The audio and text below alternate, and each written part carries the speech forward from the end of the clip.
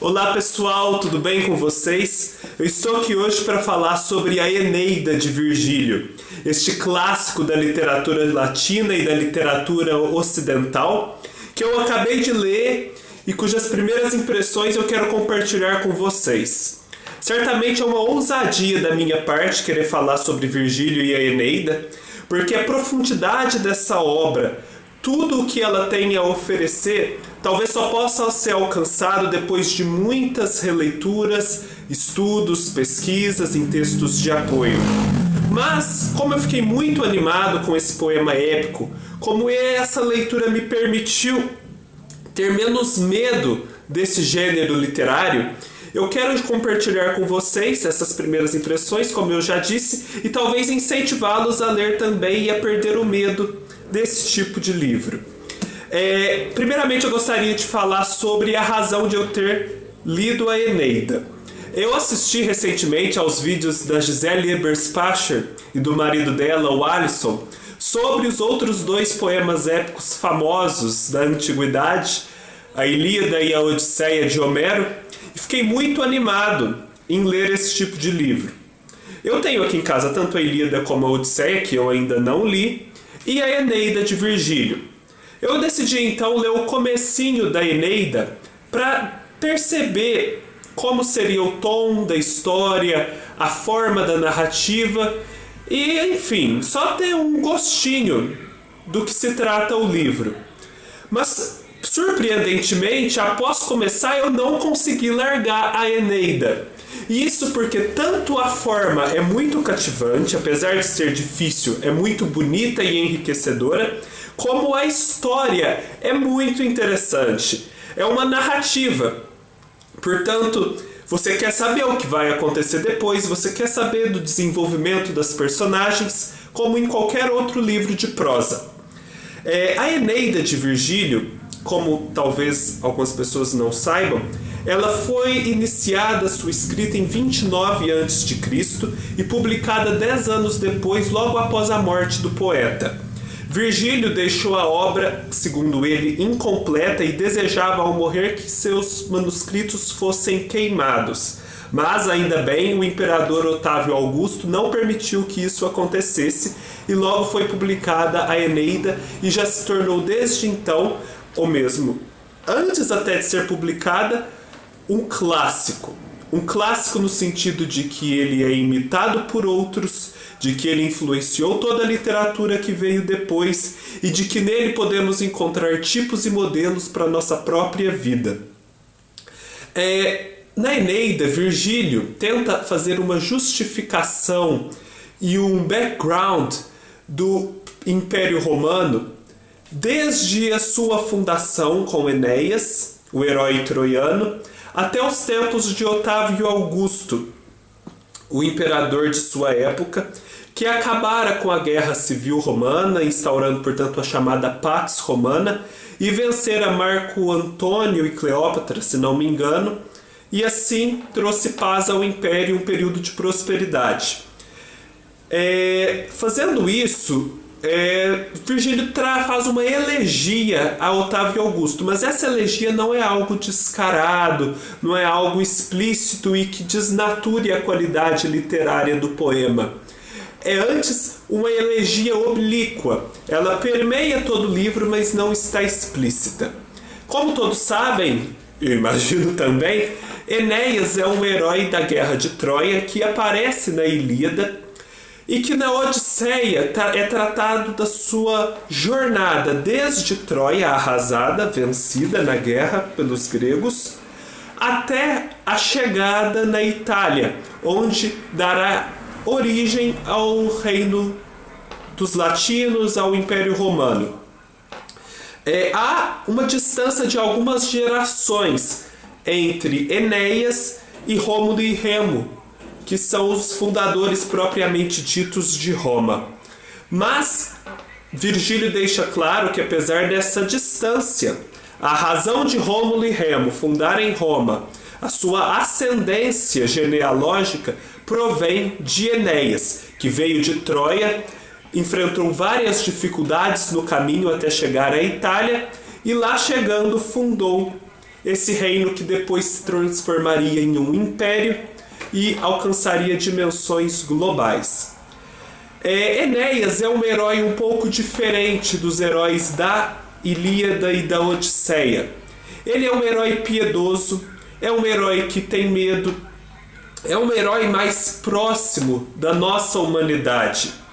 Não obstante isso, ele é um herói corajoso, ele é um herói valente e que vence os seus inimigos. Portanto, na figura de Enéas, muitos tiveram sempre um exemplo moral a ser seguido, de valentia e coragem e ao mesmo tempo de temperança e mansidão. Enéas enfrenta várias peripécias antes de chegar à Itália, e isso porque os deuses, principalmente a deusa Hera em grego, ou Juno, se não me engano, em latim, na tradição latina, desejam que eles sejam bem mal sucedidos nessa jornada e que não fundem o Império Romano, porque ela protege os cartagineses, que lá no futuro, nas guerras púnicas, serão derrotados pelos romanos. E por isso ela arma várias ciladas e dificuldades para Enéas. Porém, Enéas é filho de Vênus com Anquises, um mortal. E Vênus sempre dispensa proteção a ele. E os fados, o destino já prediz que, inevitavelmente, Enéas vai ser fundador dessa gente romana. A primeira metade, porque a Eneida é dividida em 12 livros, portanto os 6 primeiros livros são chamadas a parte odisseica da Eneida, porque trata dessa jornada de Enéas até a Itália, passando por Cartago, todo o caso com a rainha Dido e etc. E a segunda parte é a parte mais afeita à Ilíada, porque trata das guerras que Enéas e os teucros, ou habitantes de Troia, travaram com os povos que viviam na Itália, os etruscos, os latinos, em busca da conquista daquela terra. Esse livro ele foi traduzido pelo Carlos Alberto Nunes, que também traduziu a Ilíada e a Odisseia. A tradução do Carlos Alberto Nunes é interessantíssima porque procura trazer para a língua portuguesa o verso hexâmetro datílico em que a Eneida foi escrita, e fica tudo muito bonito e muito novo, enriquece a nossa língua isso. Eu vou ler o comecinho para vocês, só para que vocês tenham uma ideia do tom desse livro. As armas, canto e o varão, que fugindo das plagas de Troia por injunções do destino, instalou-se na Itália primeiro e de Lavínio nas praias. A impulso dos deuses por muito tempo nos mares e em terras vagou sob as iras de Juno. Guerra sem fim sustentou para as bases lançar da cidade, e o Lácio aos deuses trazer, o começo da gente latina, dos pais albanos primevos e os muros de Roma altanados. Esse é o resumo da Eneida. Essa edição que eu tenho em mãos é ótima, é da editora 34. Ela tem várias notas explicativas ao longo do livro, porque elas são muito necessárias, porque fazem referências constantes à história, aos mitos latinos e gregos, a lugares e pessoas daquela época que, em geral, nós desconhecemos. Ela contém também um prefácio, uma introdução de um professor da USP muito interessantes a respeito da poesia épica, das traduções da Eneida no Brasil, porque não há só essa do Carlos Alberto Nunes, sobre o verso hexâmetro datílico. Enfim, é muito enriquecedora a abordagem desse prefaciador, estudioso da USP. Há também uma breve biografia do tradutor e do autor. Há um mapa, e isso é muito importante,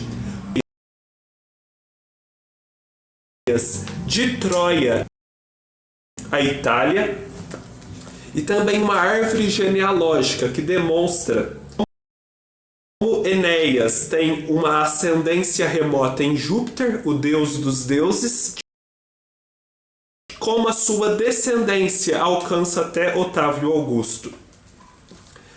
Gente, não tenham medo de poesia épica, é muito interessante e eu digo que ler esse tipo de livro é facilitar a vida da gente, porque toda a literatura ocidental que veio depois bebe nessa fonte.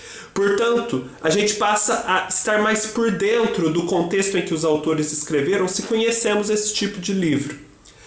Quero também dizer que esse livro me despertou a vontade que eu já vinha trazendo há algum tempo de ler mais a respeito de métrica poética, de versificação.